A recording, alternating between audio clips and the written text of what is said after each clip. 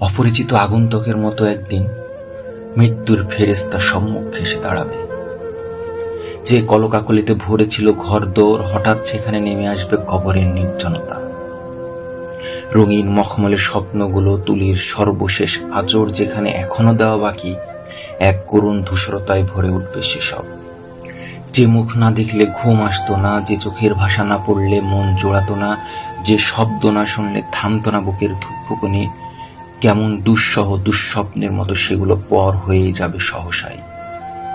আমি ভুলে যাব জ্যোৎস্না রাতের কথা, উঠোন ভরে থাকা সন্ধ্যা মালতী ফুলের কথা, কুয়াশাচ্ছন্ন ভোরের কথা। ভুলে যাব পাখিদের গান, নদীর কলতান।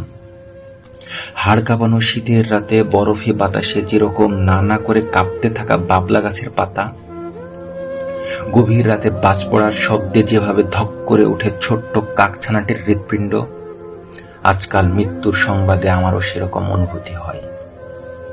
তবুও চাই মৃত্যু আসুক, ভোরের শিশির ফোটার মতো, শীতের সকালে কুসুম কোমল রোদের মতো, সন্ধ্যার ঝিরিঝিরি বাতাসের মতো। যা আসবার তাকে তো আটকানো যায় না। প্রতিটা নতুন জন্মই যেহেতু মৃত্যুর একটি নতুন ইস্তেহার, ফলে মৃত্যুকে ভালোবাসাটাই মানুষের নিয়তি। জীবনের দাম যেহেতু মৃত্যু দিয়ে চুকোতে হবে, তাই আজকাল মুগ্ধ হলে বলি, বাহ, ওটা তো মৃত্যুর মতো সুন্দর।